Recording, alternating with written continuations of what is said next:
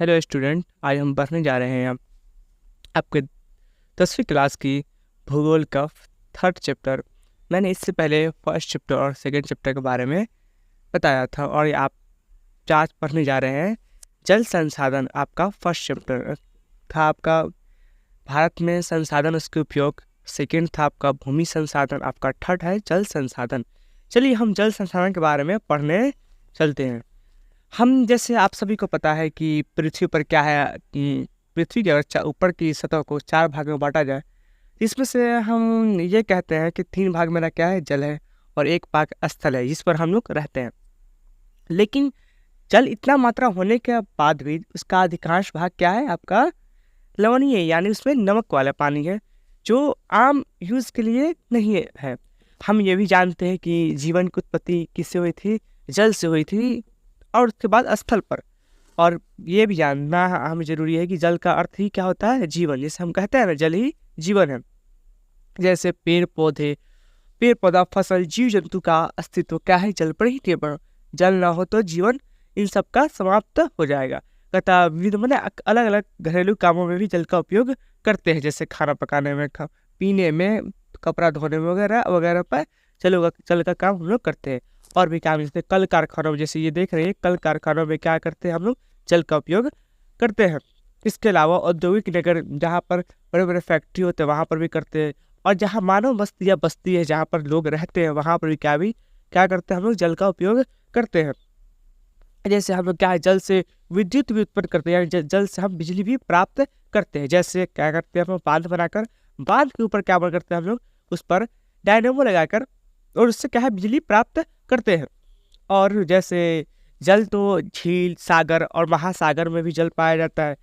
तो हम लोग जल, सागर जो महासागर पाए जाते हैं, उस जल का उपयोग हम लोग करते हैं यातायात करने के लिए, यानी उस पर हम क्या है, जहाज को चलाते हैं।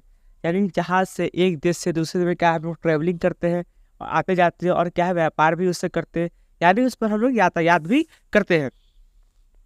आगे यानी इससे इसी कारण इसका महत्व और भी बढ़ गया है। और कहते हैं बड़े बड़े जलाशय बनाते हैं, मतलब कि इसका मतलब है बड़े बड़े बांध बनाते हैं, और बांध बनाकर हम बहुत चीज़ों का फ़ायदा उठाते हैं। जैसे फर्स्ट फ़ायदा होता है कि हम सिंचाई के काम में इस जल का उपयोग करते हैं। क्या करते हैं, सिंचाई के लिए हम इस जल का उपयोग करते हैं। सिंचाई के लिए क्या है कि कभी ऐसा होता है कि इस बांध न होने के कारण क्या होता है, पानी ज़्यादा चला आता है, और कभी ऐसा होता है कि पानी आया ही नहीं। बड़े बड़े जलाशय बनाने से ये फायदा होता है हमें, बांध बनाने से, कि हम पानी को स्टोर करके रख पाते हैं और अपने हिसाब से, अपने अकॉर्डिंग इसका यूज करते हैं। जैसे सिंचाई के बल पर क्या हुआ कि जितने भी कुछ ऐसे देश हैं जो क्या है, सिंचाई अच्छी होने के कारण क्या है, वो कृषि क्षेत्र में क्या है, आगे आ गए हैं।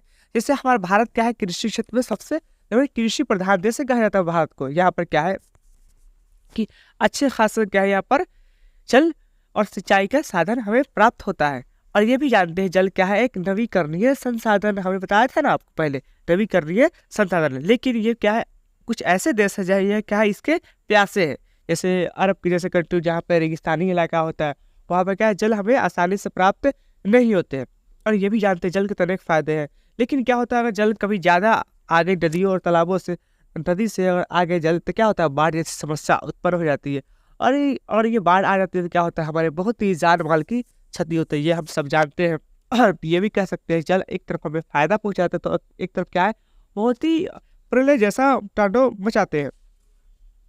और इसी यही वजह है कि विश्व की लगभग सभी सभ्यताओं का विकास नदी घाटियों में हुआ है। यानी प्राचीन इतिहास में जितनी भी सभ्यता दिखती है, वो क्या है, नदी के आसपास ही दिखी जाती है। जैसे मैं क्या है, सिंधु नदी के आसपास सिंधु घाटी की सभ्यता पाई जाती है। जैसे आपको मेसोपोटामिया की सभ्यता, जैसे टिग्रिस नदी के पास, नील नदी के आसपास की सभ्यता, क्या ये सब नदियों के आसपास ही पाए जाते थे। आगे फैक्ट ये है कि पृथ्वी के अधिकतर स्तर पर जल की उपस्थिति कारण पृथ्वी को हम लोग कौन सा ग्रह कहते हैं, नीला ग्रह की संज्ञा हम लोग देते हैं। पृथ्वी के अधिकतर स्तर पर जल की उपस्थिति कारण पृथ्वी को कैसा ग्रह कहते हैं हम लोग, नीला ग्रह। पृथ्वी पर तो जल बहुत अधिक है, लेकिन जो पृथ्वी पर 4 भागों हमने बांटा था, उसमें क्या 3 भाग जल थे। लेकिन मैंने ये बताया था उसमें अधिकांश भाग क्या है, लवणीय, यानी आम यूज के लिए नहीं है वो जल। जैसे पता था उसका प्रतिशत निकाला गया, यानी 96.5% या 6% ये क्या है, महासागर में पाया जाता है। और ये जो हमारी बुनियादी ज़रूरत को पूरा करने के लिए सक्षम नहीं, जैसे पीने, नहाने, सिंचाई के लिए ये उपलब्ध नहीं है। और इसमें पीने के लायक पानी यानी मीठा जल कितना है? 2.5%। कितना है? 2.5%। और 2.5% में भी क्या 70% जो पानी है यानी 70% पानी वो ग्रीनलैंड, अंटार्कटिका तथा हिमालय जैसे हिम शिखरों एवं हिमनदों में बर्फ के रूप में पाए जाते हैं।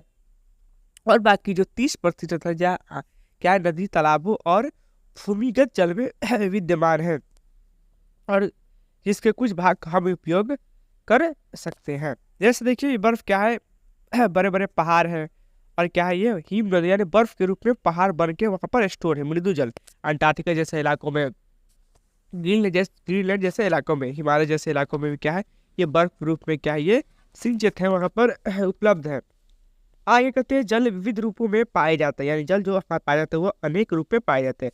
जैसे जल भूपृष्ठ जल यानी भूमि के पृष्ठ यानी भूमि के ऊपर जल पाया जाता है।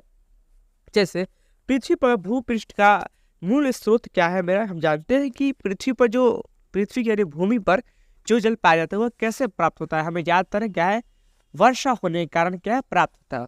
और जो वर्षा होती है उसका 20% जल क्या होता है वाष्पित होकर वायुमंडल में चले जाते हैं, और जो भाग कुछ बचता है वो क्या है हमें क्या है वो भूमि के ऊपर जमते हैं, और क्या कुछ भाग क्या होते हैं नदी क्या भूमि के अंदर भी चले जाते हैं, और कुछ भाग क्या तालाब में भर जाते हैं, नदियों में चले जाते हैं, और बचा हुआ महासागर में भी चले जाते हैं। आगे आपका भूमिगत जल। भूमिगत पृथ्वी सतह पर से छोटे छोटे रिस कर भूमि के नीचे जमा हो जाते हैं, और जिसे भूमिगत जल कहते हैं। जैसे क्या होता है जब वर्षा होती है तो क्या कुछ कण तो क्या है वाष्पित हो जाते हैं, कुछ कण नदी तालाब में रहते हैं, और जो नदी तालाब में रहते हैं वो क्या है धीरे धीरे रिस कर पृथ्वी के यानी क्या भूमि के द्वारा यानी मिट्टी से रिस कर जाकर नीचे भूमि के नीचे क्या जमा हो जाते हैं, जिसे हम कहते हैं भूमिगत जल, जिसे हम प्राप्त करने के लिए क्या करते हैं कुआं खोदते हैं। आज के दौर में हम क्या करते हैं इसके लिए नलकूप से यानी मोटर लगाकर इससे प्राप्त आसानी से करते हैं, चापाकल से जैसे कुआं से, और देखिए मोटर वगैरह लगाकर इससे हम क्या जल को प्राप्त कर लेते हैं। और जो भूमिगत जल कैसे बनता है, केवल वर्षा होने के कारण 22% जो भूमि जल बनता है क्या वर्षा होने के कारण बनती है। वायुमंडलीय जल जो वाष्प कण के रूप में पाए जाते हैं।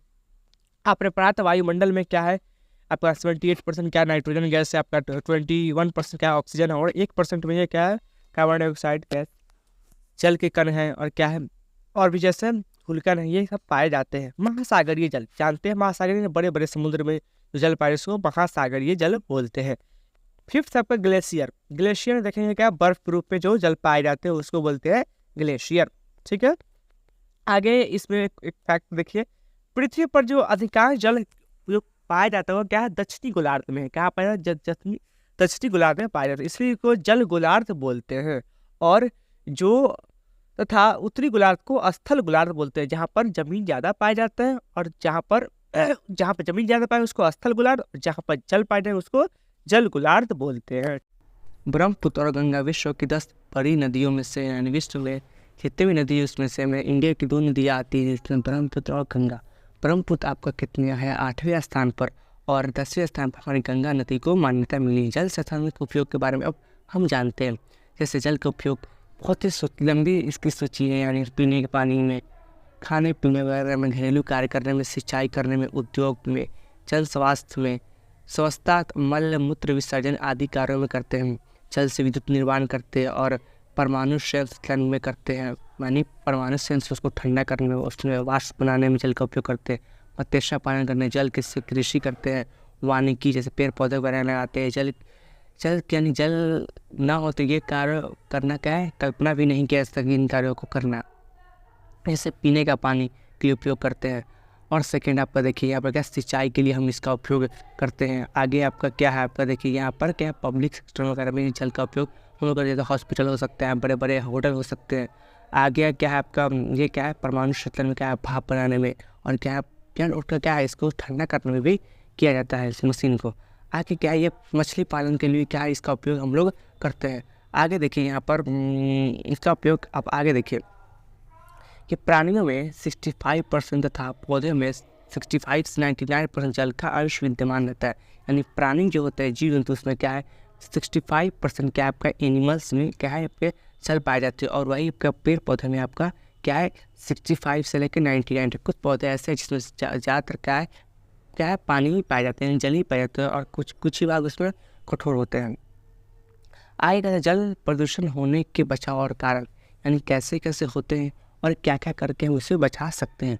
जैसे जल से हमें क्या है पोषक तो प्रदान होता है, जल से दूषित होने से इन सब का जीवन पर, यानी जो जल से लाभ उठाते हैं उनका जीवन क्या अस्त व्यस्त हो सकता है। बड़े बड़े नगरों को कूड़ा करकट, मल आदि उनके निकट बहने वाली नदियों या अन्य जलाशयों में न गिराया जाए। यानी जो बड़े बड़े नगर होते हैं उसमें कूड़ा करकट जो कचरा होता है और मल आदि जो निकट बहने नदी में और जलाशय में नहीं गिराया जाए। कल कारखाना के अपशिष्ट रासायनिक पदार्थ जलाशयों में न गिराया जाए, यानी जो कल कारखाना से कचरा निकलता है उसको भी क्या जलाशय में नहीं गिराया जाए। आगे क्या तालाबों में कीटनाशक छिड़काव नहीं किया जाए, यानी कीटों को पतंगों को मारने के लिए क्या तालाबों में छिड़काव न किया जाए, जिससे क्या तालाब भी प्रदूषित हो जाएगी। आगे आपका अणु परीक्षण, परमाणु बम विस्फोट, रासायनिक अस्त्र का प्रयोग आदि पर रोक लगाई जाए, क्योंकि इससे इस्तेमाल से के साथ जल भी दुष्प्रभाव होते हैं। जैसे किसी भी अन्य देश के साथ आज मॉडर्न युग में वॉर होती है तो क्या है जिसमें आजकल परमाणु बम हथियार बड़े बड़े उपयोग करते हैं, यानी इसको रोका जाए। जैसे कि अणु परीक्षण करते हैं, उससे क्या है परमाणु बम या फिर थर्मल बम में भी क्या है हम लोग मारते, इससे क्या है वहाँ की जलवायु और क्या है मिट्टी भी क्या है जल में सब प्रदूषित होती रहती है। अतः शहरों में बढ़ती जीवन शैली, कैसे आप जीवन ऐसे एग्जाम्पल ले सकते हैं। जैसे आज के दौर में क्या है फिल्टर पानी आता है जो 20 रुपये हम लोग खरीदते हैं, देखते हो उसको अगर बनाने में लगता है आपका 3 लीटर पानी वेस्ट होता है। यानी जैसे शहरी प्रवृत्ति बढ़ती है, समय चीज़ों की मांग बढ़ती चली जाती है। अतः जल को नदियों में नहीं बहाया जाए। धार्मिक अनुष्ठान एवं अंधविश्वास, यानी कुछ ऐसे भी काम होते हैं जो अंधविश्वास के तौर पर करते हैं और उससे भी क्या है जल प्रदूषित हो जाते हैं। तो औद्योगिक अपशिष्ट को नदियों में इस्तेमाल तरफ, यानी जो बड़े बड़े फैक्ट्री से कचरा निकलते उसको नदियों में न मिलाया जाए। शव का विसर्जन, यानी क्या है जो क्या होता है शव मैंने क्या होता है मरा हुआ आदि क्या बोलते हैं उसको शव बोलते हैं, जो आदमी मर जाता है उसको शव बोलते हैं, उसको भी नदियों में न बहाया जाए। कहता है जल प्रदूषण एक भीषण समस्या है जिससे हमारा भौतिक परिवर्तन बिगड़ रहा है और मानव वर्ष की नौका डगमगाने लगी है। इससे रक्षा पाने के लिए विश्व स्तर पर प्रत्येक समाज के ध्यान देना आवश्यक है। इसमें आगे है जल अभाव या जल संकट। देखिए जल अभाव या जल संकट क्वेश्चन में पूछता है जल संकट की क्या है, इसे आप किसे कहते हैं। कहता है स्वीडन में जन संसाधन विशेषज्ञ यानी फॉल्कमार्क के अनुसार उन्होंने कहा था, एक विशेषज्ञ हैं स्वीडन के, उन्होंने कहा था कि अगर प्रतिदिन कोई व्यक्ति को 1000 घन मीटर की दर से कम जब जल उपलब्ध हो तो उसे जल अभाव माना जाएगा। यानी एक व्यक्ति के लिए 1000 घन मीटर से कम जल मिले तो क्या है जल अभाव माना जाएगा। ठीक है, पता जल एक कीमती और दुर्लभ संसाधन, अतः इसका उपयोग सुनियोजित ढंग से किया जाना चाहिए। ठीक है, आगे जल अभाव के क्या क्या कारण होते हैं जिससे जल अभाव उत्पन्न हो जाती है। जल अभाव के क्या क्या कारण, कई देश में कई भागों में अपर्याप्त वर्षा, टाइम पर वर्षा नहीं बना, जनसंख्या वृद्धि में जल की मांग बढ़ती जा रही है, नकदी फसलों की खेती में भी जल की अधिक वजह से अब क्या धान की खेती हो गया, मक्का की खेती हो गया, इसमें जल अत्यधिक आवश्यक पड़ती है। अतः बढ़ते जीवन स्तर के परिणाम से जल की खपत बढ़ रही है, यानी हम तो जल का उपयोग और करते चले जा रहे हैं। आगे देखिए कि नलकूपों से अधिक जल निकासी भूमि जल में कमी आ रही है।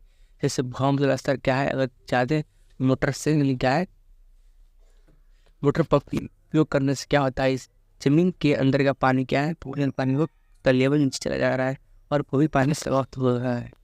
आगे देखिए परंतु हमारे देश में कुछ ऐसी परिस्थितियाँ है जहाँ जल पर्याप्त मात्रा होने के बावजूद लोग प्यासे हैं। जैसे घरेलू एवं औद्योगिक अवशिष्ट रसायन, कीटनाशक और कृषि प्रयुक्त होने वाले उर्वरक जल में पिंजरा जल की गुणवत्ता बुरी तरह प्रभावित करते हैं।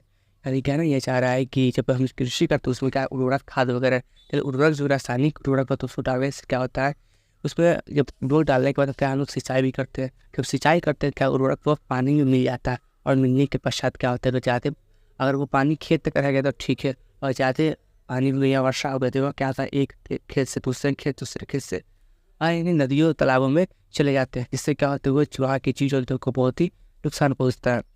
जैसे इसके बिहार एवं बिहार और बंगाल में जलों को खराब होने के कारण क्या है, यानी क्या अति दोहन होने के कारण आर्सेनिक तत्व की क्या है संख्या बढ़ती चली गई है।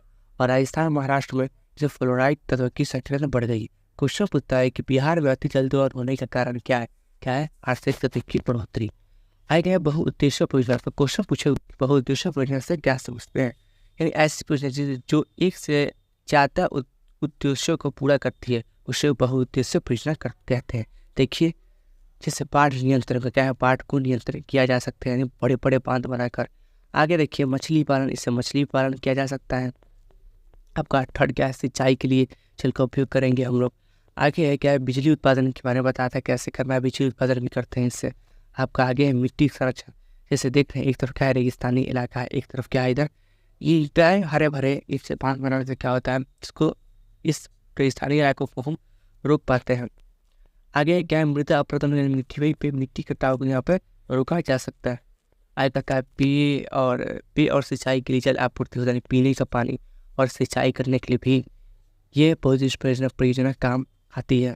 आगे क्या है जल में कृषि यानी कृषि कर्म जो जल का उपयोग करते हैं। कहते हैं वन जीव के संरक्षण के लिए और पानी रहेगा तो क्या वन जीव भी सुरक्षित रहेगा, जल ही जीवन है। आगे देखिए यहाँ पर पर्यटन यानी अगर बांध अच्छे बनाए जाते हैं वहाँ पर लोग घूमने भी आएंगे, देखने आएंगे, इससे क्या है तो यह पर्यटन का भी विकास होगा। आगे कहता है देश के विकास के स्तर पर लाई जाने वाली उप परियोजना को प्रथम प्रधानमंत्री जवाहरलाल नेहरू ने गर्व से आधुनिक भारत का मंदिर कहा था। यानी इन्होंने हमारे प्रथम प्रधानमंत्री क्या है पंडित जवाहरलाल नेहरू के द्वारा कहा गया था कि देश को बांधों को मंदिर, दूसरे देश बांधों को मंदिर का। तो जल संरक्षण की प्रबंधता और आवश्यक क्या है, तो जल का बहुत संसाधन समझते हुए राष्ट्रीय जल संसाधन परिषद ने 9 सितंबर 1987 को एक राष्ट्रीय जल नीति अपनाई। यानी क्या है अंतर्राष्ट्रीय ये राष्ट्रीय स्तरीय जल परिषद ने क्या 9 सितंबर 1987 को एक राष्ट्रीय जल नीति अपनाई। 2002 में 1988 राष्ट्रीय जल नीति में संशोधन कर नई नीति बनाई गई।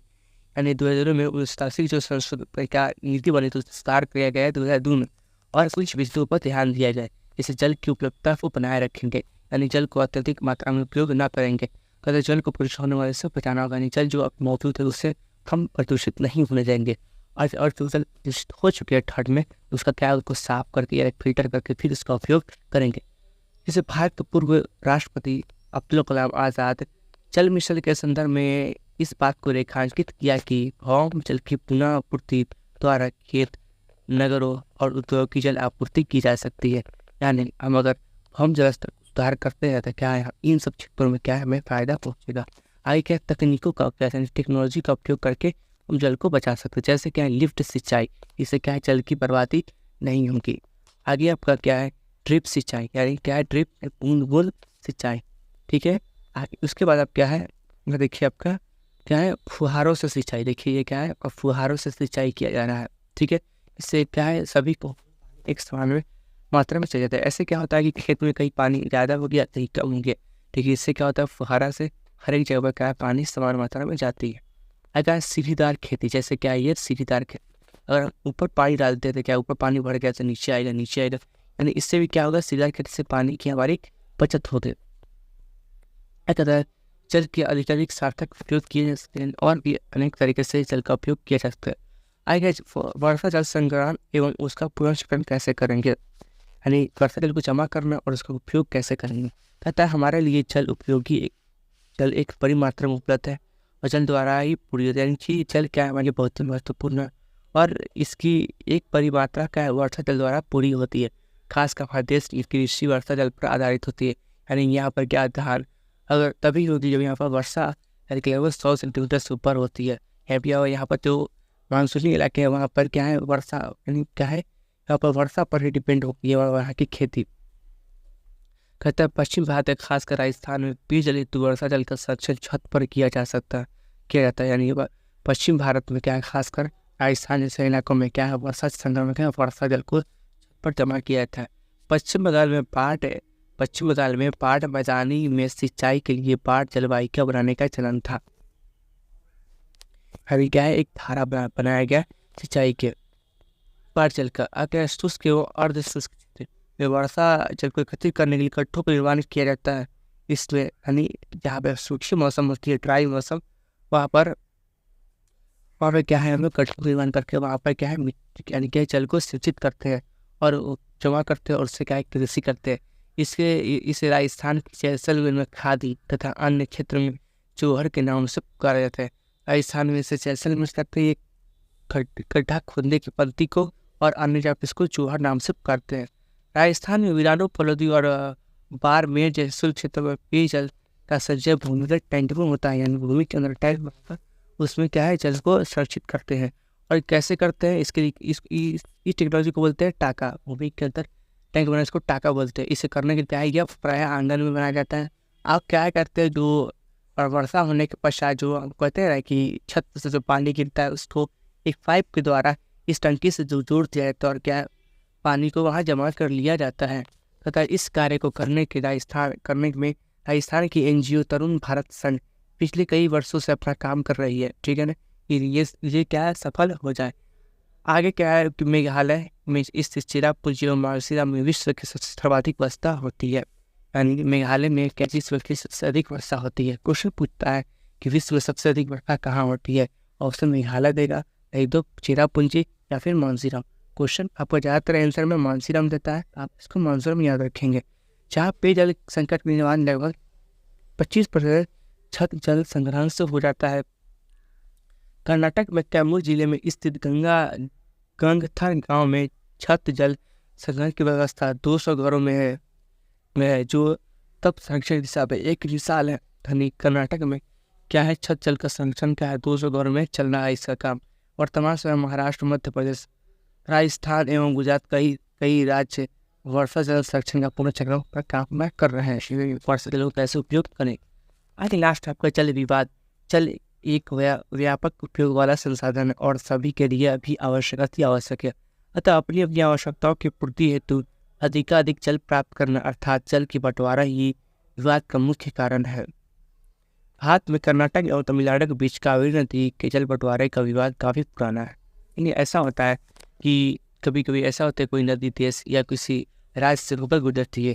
अब अगर कोई नदी या कोई नदी दो राज्यों से गुजरती है, अगर जो फर्स्ट राज्य होगा चाहे तो बांध बनाकर उस नदी को रोक सकती है और उस पानी को अपने अकॉर्डिंग यूज करेगी, तो आगे जो स्टेट है क्या उसको जल की कमी हुई। तो यही समस्या उत्पन्न होती है, इसको जल विवाद के नाम से समझते हैं, ठीक है। आगे कहता है बिहार में यानी कोसी नदी को बिहार का सूप कहा जाता है।